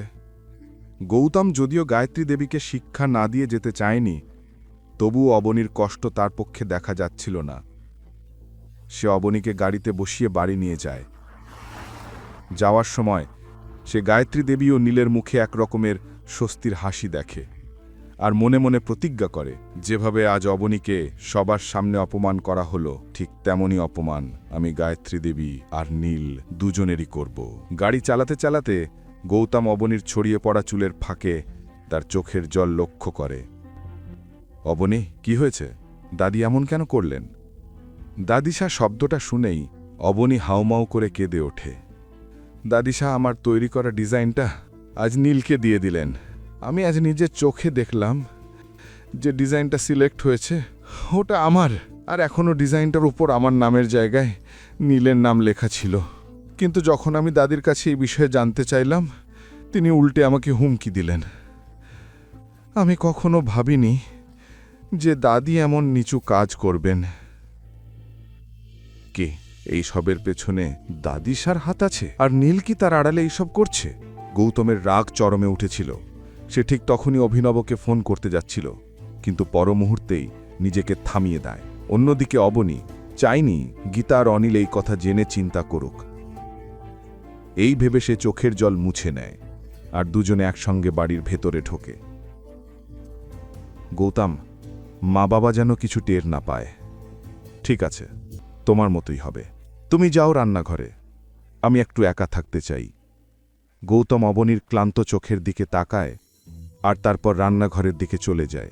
রান্নাঘরে পৌঁছেই সে অভিনব গুপ্তাকে ফোন করে। জি স্যার, কেমন মনে করলেন? আজ কি আপনার গায়ত্রী দেবীর সঙ্গে কোনো প্রজেক্ট নিয়ে মিটিং হয়েছিল? হ্যাঁ স্যার, আমি সেখান থেকেই এখন ফিরলাম। আমাদের নতুন শপিং মলের প্রজেক্ট নিয়ে মিটিং ছিল। সবচেয়ে আশ্চর্যের বিষয়, ওদের পরিবারেরই কেউ একজন নীলের ডিজাইন সিলেক্ট হয়েছে। আমি নিজে সেই ডিজাইন দেখেছি, অসাধারণ কাজ। ওই ডিজাইন অনুযায়ী মল তৈরি হলে যোধপুরে আলোড়ন পড়ে যাবে। অভিনব হাসি মুখে কথাটা শেষ করল, কিন্তু অন্য প্রান্তে গৌতমের কোনো উত্তর আসলো না। ফোনের নীরবতায় অভিনবের শরীর ঘামে ভিজে গেল। স্যার, কি হয়েছে? আমি কি কোনো ভুল করেছি? গৌতম কঠিন গলায় বলল, মিস্টার অভিনব, আপনি এত অবহেলা কিভাবে করতে পারলেন? টেস্ট ডিজাইনে নীল আগারওয়ালের নাম লেখা আছে, ওটা আমার স্ত্রী অবনী তৈরি করেছে। ও সরি স্যার, আমার এ ব্যাপারে কোনো ধারণা ছিল না। আপনি নিশ্চিন্ত থাকুন, আমি এখনই গায়ত্রী দেবী ও নীল আগারওয়ালের সঙ্গে কথা বলবো। গায়ত্রী দেবী আর নীলের জন্যই আজ আমার স্ত্রীর চোখে জল। আমি এই অবহেলা কোনোভাবেই সহ্য করব না। ওদের পাশাপাশি যারা যারা এতে জড়িত তাদের সবাইকে যত দ্রুত সম্ভব খুঁজে বের করুন। জি স্যার, চিন্তা করবেন না, এরা কেউই আর বাঁচবে না। ঠিক তাই হওয়া উচিত। এখন কি করতে হবে আমি আপনাকে কাল সকালে ফোন করে জানাবো। জি স্যার। এই কথা শুনে গৌতম ফোন কেটে দেয় আর জানালার বাইরে তাকিয়ে থাকে রাগে ফুঁসতে ফুঁসতে। তার চোখে তখন আগুনের প্রতিশোধের আগুন জ্বলছিল। গায়ত্রী দেবী, এখন দেখো আমি কি করি। এখন আর সহ্য হবে না তোমার ইচ্ছে মতো চলা। অবনীর চোখে যে জল এসেছে তার দাম তোমাকে দিতেই হবে। দেখতে দেখতে রাত হয়ে গিয়েছিল। খাওয়া দাওয়া করে গীতার অনিল তাড়াতাড়ি ঘুমিয়ে পড়েছিল, কিন্তু অবনীর চোখে তখনও ঘুমের নামগন্ধ ছিল না। গৌতমও তাকে অস্থির দেখে ঘুমোতে পারছিল না। কষ্টে সষ্টে রাত কাটানোর পর সকালে গৌতম অবনীকে অফিসে নামিয়ে দিয়ে চলে গেল। এর আগেও গৌতম বহুবার অবনীকে আগরওয়াল গ্রুপে নামিয়ে দিয়েছে, কিন্তু আজ তার আসার কারণটা ছিল অন্য। সকালে ঘুম থেকে উঠেই সে অভিনবকে পুরো পরিকল্পনা বুঝিয়ে দিয়েছিল, যে পরিকল্পনা অনুযায়ী আজ আগরওয়াল গ্রুপে সবকিছু ঘটতে যাচ্ছিল। অফিসে এসে গৌতম গাড়িটা পার্কিংয়ে রাখল আর একদৃষ্টে বিল্ডিংটার দিকে লাকিয়ে রইল। অবনী তখন পার্কিংয়ের পাশে রাখা একটা টেবিলের দিকে গেল, যেখানে 40-45 বছরের এক বুড়ো বসেছিল। এর আগেই গৌতম গাড়ি থেকে নেমে অবনীর কাছে যেতে পারত। তার ফোন বেজে উঠল। স্ক্রিনে অভিনব গুপ্তার নাম দেখে সে কল রিসিভ করল আর অবনীর দিকে তাকিয়ে রইল। স্যার, অফিস পৌঁছে গেছি। আপনার বলা নাটক শুরু হতে আর বেশি দেরি নেই। অভিনব, খেয়াল রেখো কারো যেন আমার উপর সন্দেহ না হয়। স্যার, আপনার বলা প্রতিটা কথা আমি ভালো করে বুঝে নিয়েছি। Trust me, I will not let you down. Good. এরপর গৌতম সঙ্গে সঙ্গে কলটা কেটে দিল আর গাড়ি থেকে নেমে অবনীর দিকে তাকিয়ে রইল। অবনীর মুখে তখনও গায়ত্রী দেবীর ভয় স্পষ্ট ছিল। গৌতম বলল, অবনী, দাদিশার কথা বেশি ভেব না। সত্যি বেশি দিন লুকিয়ে থাকে না। দেখো, দাদিশা তোমাকে ছাড়া ওই কন্ট্রাক্ট সাইন করতে পারবে না।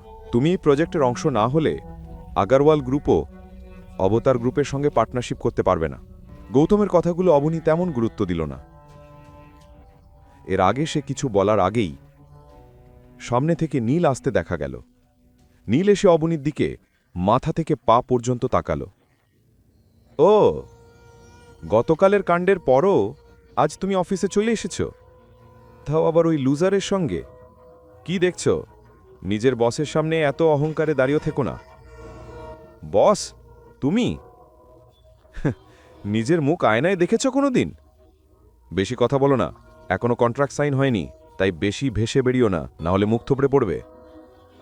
এ কথা শুনে নীল চশমা খুলে গৌতমের চোখে চোখ রেখে তাকিয়ে রইল। এই যে এসেছে আমার বোনকে ন্যায় দিতে তার অকর্মা স্বামী। নীল বলল, তোমার কথায় ভয় লাগছে। তুমি জানো আমাকে। চিন্তা করো না, কন্ট্রাক্ট তো সাইন হবেই, তাকে কেউ থামাতে পারবে না। চেয়ারম্যান আসছেন, সব ফর্ম্যালিটি হয়ে যাবে। এ কথা বলে সে অবনীর দিকে তাকিয়ে হেসে বলল, তোমার ডিজাইনের জন্য থ্যাংক ইউ। এ কথা শোনা মাত্র গৌতমের ধৈর্যের বাঁধ ভেঙে গেল। সে নীলের কলার ধুয়ে ফেলল। অবনী সঙ্গে সঙ্গে গৌতমকে পিছিয়ে দিল। সে জানত নীল কত বড় গুন্ডা। নীল পিছিয়ে এসে নীলের জামা ঠিক করল আর হেসে অফিসের ভেতরে ঢুকে গেল। গৌতম একদৃষ্টে তাকিয়ে রইল তার পিছু পিছু। আর কিছুক্ষণের মধ্যে অবনীর সঙ্গে সেও ভিতরে ঢুকে গেল। আগরওয়াল গ্রুপের ভেতরে ঢুকেই গৌতম ওয়েটিং রুমে গিয়ে বসে পড়ল আর অবনী কনফারেন্স রুমের দিকে রওনা দিল, যেখানে আজ নীলের কন্ট্রাক্ট সাইন হতে যাচ্ছিল। কন্ট্রাক্ট সাইন হওয়ার আনন্দ গায়ত্রী দেবীর মুখে স্পষ্ট দেখা যাচ্ছিল। কনফারেন্স রুমে ঢুকেই অবনী দেখল গায়ত্রী দেবী আর নীল তার ডিজাইনটা টেবিলের ওপর রেখে অভিনব গুপ্তার জন্য অপেক্ষা করছে। টেবিলের চারপাশে অফিসের আরও অনেকে বসেছিল, কিন্তু আজ অবনীকে বসার অনুমতিও দেওয়া হয়নি। সে চুপচাপ এক কোণে গিয়ে দাঁড়িয়ে রইল। কনফারেন্স রুমের দরজা দিয়ে অভিনবের সেক্রেটারি ভেতরে এলো। সে মনোযোগ দিয়ে টেবিলে রাখা ডিজাইন দেখতে লাগল। সেক্রেটারিকে দেখেই গায়ত্রী দেবীর মনে অনেক প্রশ্ন জেগে উঠল। অল্প সময়ের মধ্যেই সেক্রেটারি হাতে ধরা ফাইলটি টেবিলে রাখল এবং চেয়ারে বসে পড়ল। অভিনব স্যার এলেন না এখনো? ওনার জায়গায় আপনি কন্ট্রাক্টের জন্য? আমি শুধু এটা জানাতে এসছি যে মিস্টার নীলের সঙ্গে অবতার ডিল বাতিল করছে। সেক্রেটারির কথা শুনে নীল আর গায়ত্রী দেবীর পায়ের তলা থেকে মাটি সরে গেল। অবনীয় হতভম্ব হয়ে চারপাশে তাকাতে লাগল। আপনার নিশ্চয়ই ভুল বোঝাবুঝি হয়েছে। আজ তো মিস্টার নীলের সঙ্গে কন্ট্রাক্ট হওয়ার কথা ছিল। না, আমাকে কোনো ভুল বোঝাবুঝি হয়নি। এটা চেয়ারম্যান স্যারেরই অর্ডার। নীলের মুখ রাগে লাল হয়ে উঠল। সে নিজেকে সামলাতে পারল না এবং হঠাৎ চেয়ার থেকে উঠে দাঁড়ালো। কি, চেয়ারম্যান স্যারের অর্ডার? নাকি তুমি নিজের মন গড়া কথা বলছো? আমাকে এই স্যারের সঙ্গে কথা বলতে হবে। চুপ করো নীল, তোমার মাথা খারাপ হয়ে গেছে নাকি? গায়ত্রী দেবী রাগে নীলকে বকুনি দিয়ে আবার চেয়ারে বসিয়ে দিলেন। সেক্রেটারির রাগ ভরা মুখ দেখে তিনি পরিস্থিতির গুরুত্ব বুঝে গেলেন। আই এম সরি, আসলে মিস্টার নীল হয়তো এতটা বুদ্ধি নেই, তার পক্ষ থেকে আমি ক্ষমা চাইছি। কিন্তু হঠাৎ এই কন্ট্রাক্ট না করার সিদ্ধান্ত? গায়ত্রী দেবী কথা শেষ করার আগেই সেক্রেটারি তার কথা কেটে দিল এবং নীলের দিকে তীক্ষ্ণ দৃষ্টিতে তাকালো। আমি এখানে শুধু এটা জানাতে এসেছি যে আভাতার গ্রুপ এখন থেকে মিস্টার নীলের সঙ্গে কাজ করবে না। কিন্তু আমার তো গতকালই চেয়ারম্যান স্যারের সঙ্গে কথা হয়েছিল, তিনি আমার ডিজাইন খুব পছন্দ করেছিলেন। হঠাৎ এক রাতে তিনি কি করে সিদ্ধান্ত পাল্টাতে পারেন?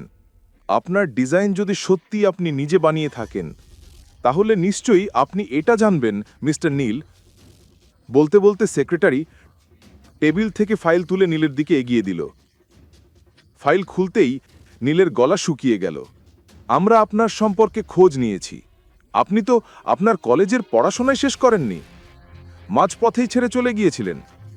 তাহলে ডিজাইনারের ডিগ্রি পেলেন কোথা থেকে? তার উপর আপনি যত ডিজাইন এখন পর্যন্ত বানিয়েছেন সবই আমরা দেখেছি, একটিও এমন ছিল না যা দেখে আপনাকে কাজ দেওয়া যায়। তাহলে হঠাৎ কি হলো যে আপনি এত ভালো ডিজাইন বানিয়ে ফেললেন? দয়া করে এক্সপ্লেন টু মি। সেক্রেটারির কথা শুনে নীল আর গায়ত্রী দেবী দুজনেই লজ্জায় মাথা নিচু করে একজন আরেকজনের দিকে তাকালো। গায়ত্রী দেবী কল্পনাও করেননি তার মিথ্যা এত দ্রুত ধরা পড়বে। সেক্রেটারির চোখে এখনো রাগ ভরা। আপনারা যে কোম্পানিতে কাজ করেন সেই কোম্পানিকেই একসাথে লুটছেন। আপনাদের লজ্জা করা উচিত। এই কাণ্ডগুলোর কারণে আপনাদের জেলও হতে পারে, এই ধারণা আছে তো?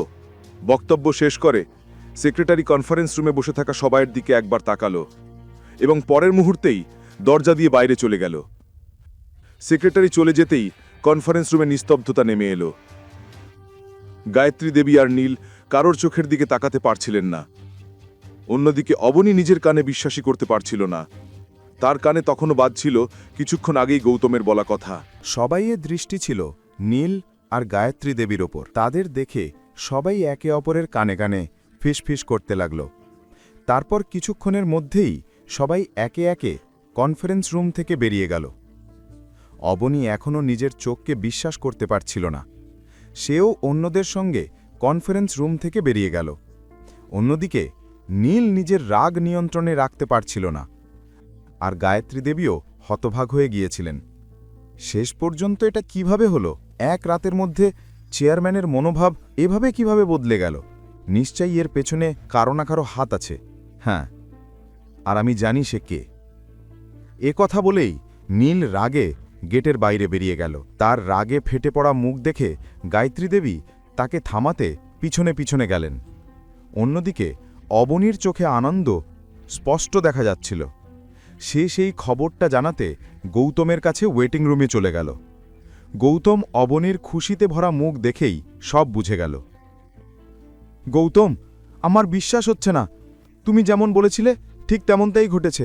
অবনী আরও কিছু বলতে যাচ্ছিল, এর আগেই নীল সেখানে পৌঁছে গেল। তাদের দুজনকে হেসে কথা বলতে দেখে নীল বলল, আচ্ছা, এটা তুমি করেছ? হ্যাঁ, তোমার আমার সাফল্য সহ্য হয়নি তো? অবনী, তোমার মাথা ঠিক আছে তো?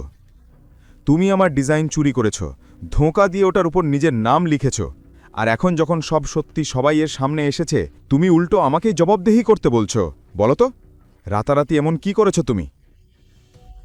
নাকি প্রজেক্টটা পেতে গিয়ে চেয়ারম্যানের সঙ্গে সমঝোতা করে ফেলেছ? এই কথা বলতে বলতেই নীল অবনীর দিকে আগাতে লাগল, কিন্তু গৌতম তখনই রাগে তার কাঁধে হাত রেখে বলল, যথেষ্ট হয়েছে। এরপর আরেকটাও শব্দ নিজের নোংরা মুখ থেকে আমার স্ত্রীর বিরুদ্ধে বের করিস না, না হলে আমি তোর সঙ্গে কি করব তুই ভাবতেও পারবি না। নীল বলল, কি করবি? মারবি?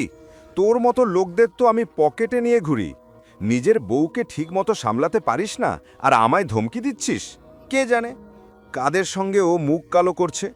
কালই হয়তো চেয়ারম্যানের কাছে গিয়েছিল নিজের সৌন্দর্যের জাদু দেখাতে, তাই তো রাতারাতি আমাকে কন্ট্রাক্ট দেওয়ার সিদ্ধান্ত বদলে গেল। গৌতম তখন রাগে আগুন হয়ে গেল। সে আর কিছু না ভেবে নীলের মুখে একটা প্রচণ্ড ঘুষি মারল। নীল সঙ্গে সঙ্গে মাটিতে পড়ে গেল আর তার নাক থেকে রক্ত পড়তে শুরু করল। এই সাহস তোর! নীল নিজের নাক মুছে গৌতমকে মারতে আবার এগিয়ে এলো, কিন্তু গৌতম তখনই শক্ত করে তার কলার চেপে ধরে বলল, এরপর একটা কথাও বলার আগে ভেবে নিস, না হলে তোর অবস্থা এর চেয়েও খারাপ হবে। অবনী প্রথমবার গৌতমকে এত রেগে যেতে দেখেছিল। সে তৎক্ষণাৎ গৌতমের হাত ধরে বলল, গৌতম ছেড়ে দাও, এমন মানুষের সঙ্গে বিতর্ক মানে নিজেকে নোংরা করা। চলো চলে যাই এখান থেকে। এই বলে অবনী গৌতমকে নিয়ে সেখান থেকে চলে গেল। কিন্তু তাদের এভাবে ঝগড়া করতে দেখে অফিসের সবাই নতুন আলোচনার বিষয় পেয়ে গেল। সবাই আবার কানে কানে ফিসফিস করতে লাগল। কিন্তু নীল সব কথা উপেক্ষা করে অবনী আর গৌতমকে দেখছিল। হ্যাঁ, বেরিয়ে যাও এখান থেকে। গার্ডরা, ওদের দুজনকে বের করে দাও, আর আজকের পর ওরা যেন এখানে দেখা না দেয়। এই বলে নীল রাগে নিজের কেবিনের দিকে যেতে লাগল। কিন্তু হঠাৎ কেউ তার মুখে একটা প্রচণ্ড চড় মারল। চড়টা এত জোরে ছিল যে কয়েক সেকেন্ডের জন্য নীলের চোখের সামনে অন্ধকার নেমে এলো। যখন সে ঘুরে দেখল, তার সামনে গায়ত্রী দেবী দাঁড়িয়ে আছেন। দাদিশা, কি হলো?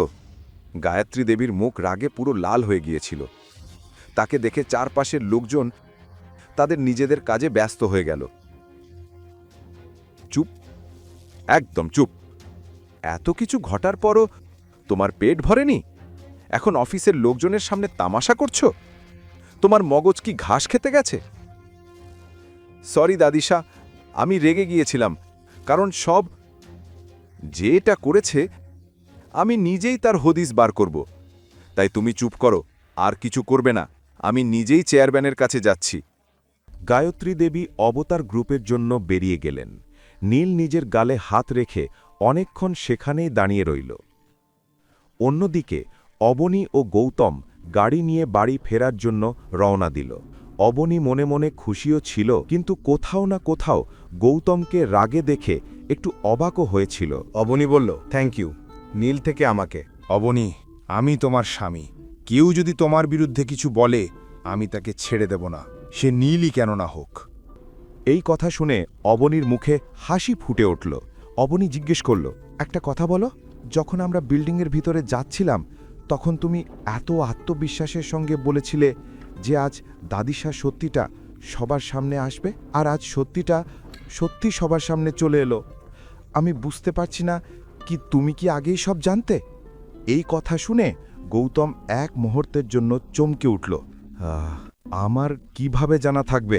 হ্যাঁ, আমি শুধু নিশ্চিত ছিলাম যে এত বড় কোম্পানিতে কেউ এত সহজে হেরাফেরি করতে পারে না, আর সত্যিটা সবার সামনে আসা থেকে কে বা আটকাতে পারে। অবনী বলল, হ্যাঁ ঠিক বলেছ। দুজনে কথা বলতে বলতে বাড়ির দিকে রওনা দিল। অন্যদিকে গায়ত্রী দেবী কন্ট্রাক্ট না পাওয়ার কারণ জানতে অভিনব গুপ্তর অফিসে পৌঁছে গিয়েছিলেন।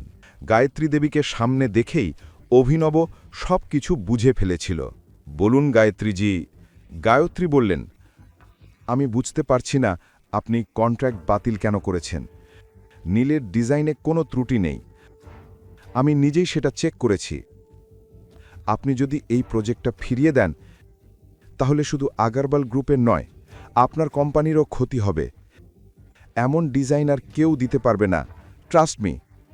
Trust you. আর কত মিথ্যে বলবেন আপনি গায়ত্রী দেবী?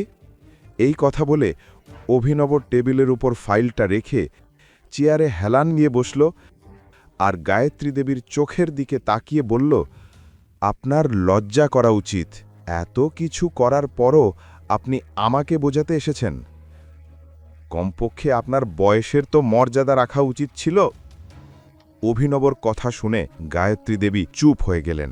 আজ প্রথমবার অবতারের ইতিহাসে তিনি এমন অপমানিত হয়েছেন। অভিনব চেয়ার থেকে উঠে ঘড়ির দিকে তাকিয়ে বলল, আমি আপনাকে ছেড়ে দেব না।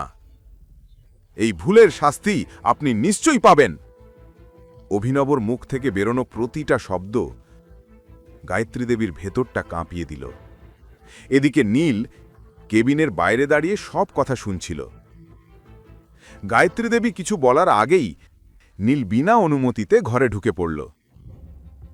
নীলের হঠাৎ ঢুকে পড়ায় অভিনবর মুখ রাগে লাল হয়ে গেল, কিন্তু তার আগেই গায়ত্রী দেবী গভীর শ্বাস নিয়ে বলল, অভিনবজি, আমি জানি না কে আপনাকে আমার বিরুদ্ধে এসব বলেছে। এই ডিজাইনটা নীলই করেছে, এই কথার গ্যারান্টি আমি দিচ্ছি। গ্যারান্টি? তাও এই রঙিন মেজাজের মানুষের? গায়ত্রী দেবী, আপনি নিশ্চয়ই মজা করছেন। দয়া করে, আমি আপনার চেয়ে অনেক আগে থেকেই এই ডিজাইন ইন্ডাস্ট্রিতে আছি। আমি মানুষের যোগ্যতা চিনতে পারি। আজ আপনি কারো কথায় প্রভাবিত হয়ে আমার কথাই বিশ্বাস করছেন না?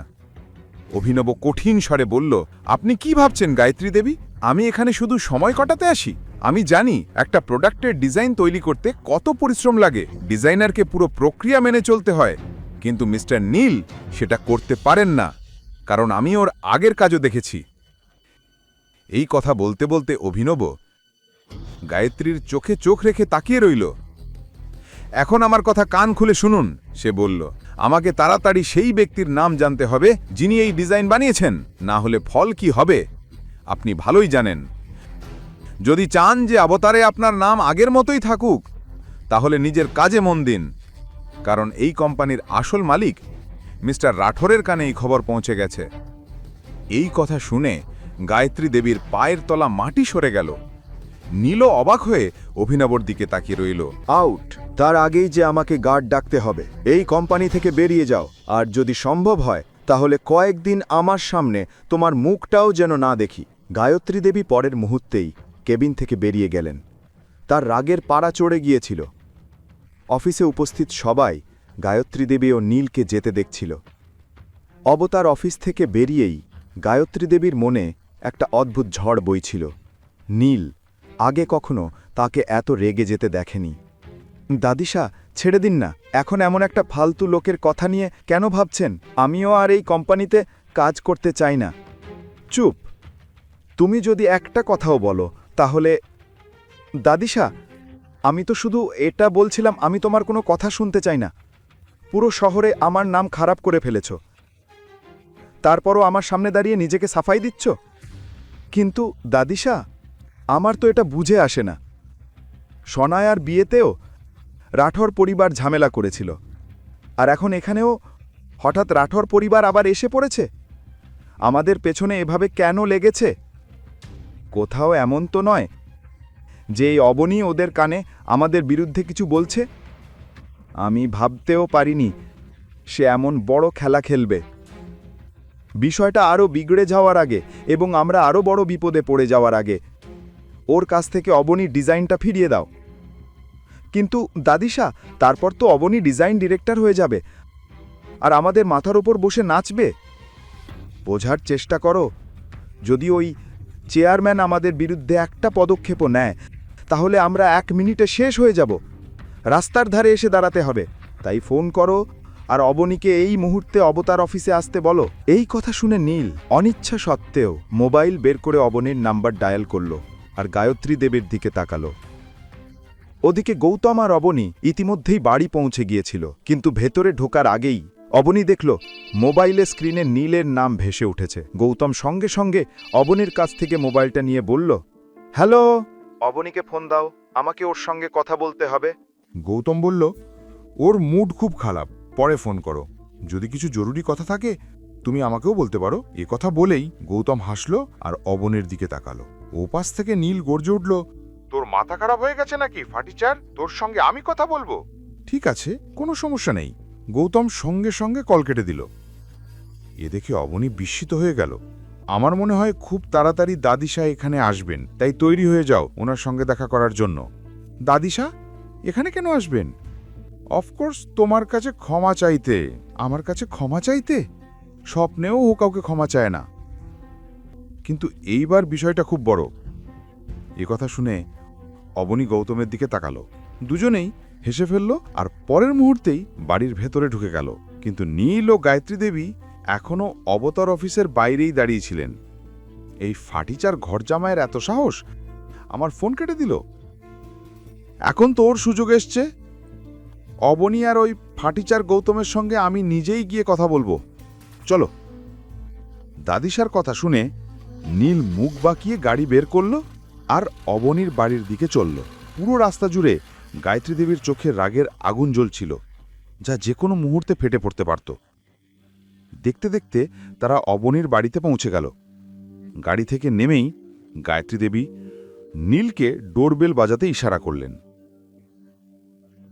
নীল রাগে ডোরবেলের বোতাম চাপল। ভেতরে গৌতম ডোরবেলের শব্দ শুনে দরজা খুলতে এলো। দরজা খুলে গৌতম যখন গায়ত্রী দেবী ও নীলকে দেখল, সে হেসে ফেলল। ওয়েলকাম। গায়ত্রী দেবী রাগে জ্বলতে থাকা চোখে তার দিকে তাকালেন। দরজা খুলতেই গৌতম দেখল নীল আর গায়ত্রী দেবী সামনে দাঁড়িয়ে আছে। তার ধারণা একদম ঠিক ছিল। নীল গৌতমকে দেখেই চোখ ঘুরিয়ে নিল। এটা দেখে গৌতম মৃদু হেসে উঠল। স্বাগতম দাদিসা। গায়ত্রী দেবী কঠোর স্বরে বললেন, এই নাটক বন্ধ করো আর চুপচাপ গিয়ে অবনীকে ডাকো। দুঃখিত দাদিসা, অবনীর মুড খুব খারাপ। আপনি তো জানেন অফিসে কি হয়েছে। ভালো হবে আপনি এখান থেকে চলে যান। গৌতম বলল, মনে হয় তোমার অনেক ডানা বেরিয়েছে। আমাকে বেরিয়ে যেতে বলছো? সরো সামনে থেকে। বাড়িতে কেউ তো থাকবে। অনিল কোথায়? আর তার স্ত্রী গীতা? সবাইয়েরই কি মোট খারাপ? এই বলতে বলতে গায়ত্রী দেবী ভেতরের দিকে এগোতে লাগলেন, কিন্তু গৌতম তখনও তাদের পথ আটকে দাঁড়িয়েছিল। গায়ত্রী দেবী রাগে মুখ থেকে চশমা খুলে ফেললেন, কিন্তু তিনি কিছু বলার আগেই গীতা দৌড়ে ঘর থেকে বেরিয়ে এলো। গায়ত্রী দেবীকে সামনে দেখে তার মুখে ঘাম এসে গেল। আরে বাসাব, আসুন না, ভেতরে আসুন। বাইরে দাঁড়িয়ে আছেন কেন? তোমার এই যোগ্য জামাইটা সামনে থেকে সরে দাঁড়ালে তারপর তো আমি ভেতরে আসব। এই কথা শুনে গৌতম গেট থেকে একপাশে চলে গেল। গীতার রাগ ভরে তাকে চোখ দেখালো। গৌতম সরে যেতেই গায়ত্রী দেবী আর নীল ভেতরে এসে বিরক্ত মুখে বসে পড়ল। গীতা মিষ্টি হেসে বলল, মাসাব, যদি কোনো দরকার থাকতো আপনি আমাকে জানালে আমি নিজেই চলে আসতাম আপনার কাছে। গীতা নিজের কাজে লেগে গিয়েছিল। উনি গায়ত্রী দেবীর মনে জায়গা বানানোর একটা সুযোগও হাত থেকে ছাড়তেন না। গায়ত্রী দেবী তার কথা শুনতে শুনতে সোফায় গিয়ে আরামে বসলেন। আমার তোমার সঙ্গে কোনো কথা নেই, তাড়াতাড়ি তোমার মেয়েকে ডাকো, আমার ওর সঙ্গে কথা আছে, তিনি দৃঢ়ভাবে বললেন। গীতা সঙ্গে সঙ্গে অবনীকে ডাকতে তার ঘরের দিকে চলে গেল। এই সময় অনিলও হলে এসে পড়েছিল। গায়ত্রী দেবীকে দেখে সে গৌতমকে ইশারা করল জল আনতে। গৌতম নীলের দিকে তির্যক দৃষ্টিতে তাকিয়ে রান্নাঘরের দিকে চলে গেল। নীল আর গায়ত্রী দেবী তখনও একে অপরের দিকে বিরক্ত মুখে তাকিয়েছিল। দাদিসা, জল? গৌতম বলল, রেখে দাও টেবিলে। অবনী কোথায়? এমন কি হয়েছে যে তার মুড এত খারাপ? গায়ত্রী দেবী বিরক্ত হয়ে কিছু বলার আগে অবনী সামনে এসে দাঁড়াল। দাদিসা, বলুন কি কাজ? অবনী, আমার তোমার সাহায্য দরকার। যদিও আমি মরে গেলেও কখনো তোমার কাছে সাহায্য চাইতাম না, কিন্তু কি করব? কিছু লোক যোধপুরে এত নাম করা যে তাদের কারণেই আমাকে এখানে আসতে হয়েছে। গায়ত্রী দেবী কথা শেষ করে নীলের দিকে তাকালেন। আমার সাহায্য মানে? আমি বুঝলাম না। অবনী বলল, আমি এক্ষুনি অবতার গ্রুপের চেয়ারম্যানের সঙ্গে দেখা করেছি এবং তাকে বোঝানোর চেষ্টা করেছি, কিন্তু সে আমার কথা শুনতেও রাজি হয়নি। তবে শুনেছি এখন অবতার গ্রুপ রাঠোর পরিবারের মালিকানায় গেছে। তাই তুমি আমার পক্ষ থেকে মিস্টার রাঠোরের সঙ্গে গিয়ে কথা বলো। এই কথা শুনে গীতা আর অনিল বিস্ময়ে একে অপরের দিকে তাকালো। অবনীয় পুরো ব্যাপারটা বুঝে উঠতে পারছিল না। আমি কিভাবে কথা বলবো? আমি তো রাঠোর পরিবারের কাউকেই চিনি না, আর আপনাকে আমি আগেই সেই পার্টিতেই ব্যাপারে বলেছিলাম। আমার এতে কিছু আসে যায় না তুমি তাদের চিনো কি না। এই সমস্যা তোমার তৈরি ডিজাইন থেকেই শুরু হয়েছে, তাই এর সমাধানও তোমাতেই করতে হবে। কিভাবে করবে সেটা তোমার ব্যাপার, কিন্তু যদি সমাধান না হয় তাহলে ধরে নিও আমার তোমাদের পরিবারের সঙ্গে থাকা শেষ সম্পর্কটাও ভেঙে গেল। এই বলে গায়ত্রী দেবী অনিল আর গীতার দিকে তাকালেন। অনিল, যদি তোমার মেয়ের ছোট্ট মস্তিষ্কে এই কথা না ঢোকে তাহলে ভালোভাবে বোঝাবে তাকে, তিনি বললেন। তারপরই নীলকে নিয়ে গায়ত্রী দেবী সেখান থেকে চলে গেলেন। তাদের এই হুমকি শুনে সবাই হতবাক হয়ে গেল। এক মুহূর্তের জন্য পুরো হলে নীরবতা নেমে এলো। পরের কাহিনী জানতে দেখতে থাকুন পরবর্তী এপিসোডগুলো শুধুমাত্র পকেট এফএম ইউটিউব চ্যানেলে। আর রয়্যাল ওয়ারিসের সব এপিসোড শুনতে এখনই ডাউনলোড করুন পকেট এফএম অ্যাপ, লিংক দেওয়া আছে ডিসক্রিপশনে।